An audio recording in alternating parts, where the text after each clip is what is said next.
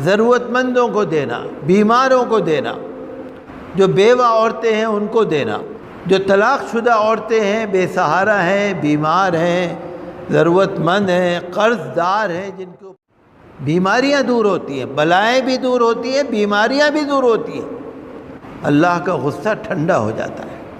وہی تو ہمیں چاہیے، اللہ کا غصہ ٹھنڈا ہو جائے۔ حضور اکرم صلی اللہ علیہ وسلم نے ایک مرتبہ فرمایا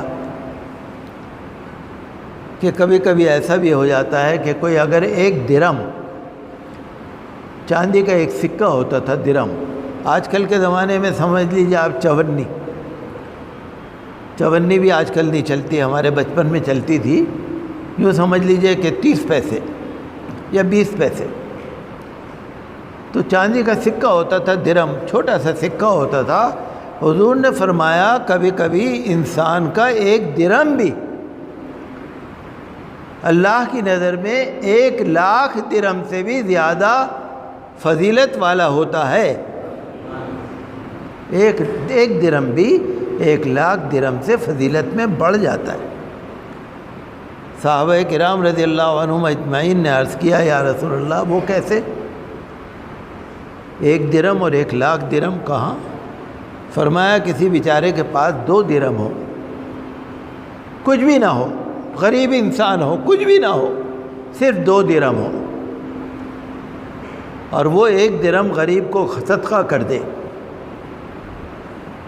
اور کسی انسان کے پاس لاکھوں درم ہو اور وہ لاکھوں میں سے 1,00,000 درم صدقہ کر دے، تو اس کے 1,00,000 درم سے یہ غریب کا 1 درم صدقہ فضیلت میں زیادہ ہو جاتا ہے۔ جس کے پاس کروڑوں روپے ہیں، جس کے پاس لاکھوں روپے ہیں، جس کے پاس دولت کی کمی نہیں ہے، اگر وہ 1,00,000 روپے دے دے تو اس کے لیے تو ایسا ہے جیسے آپ نے روپے میں سے 5 پیسے دے دیے۔ یہ کوئی بڑی بات نہیں ہے۔ ایک انسان جس کے پاس کچھ بھی نہ ہو پھر بھی وہ اللہ کی راہ میں دیتا ہے، تو حضور نے فرمایا اللہ کی نظر میں 1,00,000 درم کی جتنی فضیلت نہیں ہوتی، ثواب نہیں ہوتا جتنا غریب کے 1 درم کا ثواب ملتا ہے۔ لیکن آپ اس بات کا دھیان رکھیے کہ اللہ کی راہ میں دینا، صدقہ دینا واقعی بڑی فضیلت کی بات ہے، لیکن حضور نے یہ بھی فرمایا کہ تم اپنا بھی خیال رکھو، اپنے گھر کا بھی خیال رکھو، اپنی بیوی کا بھی خیال رکھو۔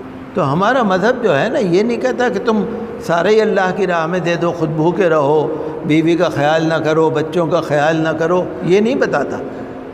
میانہ روی، اللہ کی راہ میں دو، اپنی ضرورت کا بھی خیال رکھو۔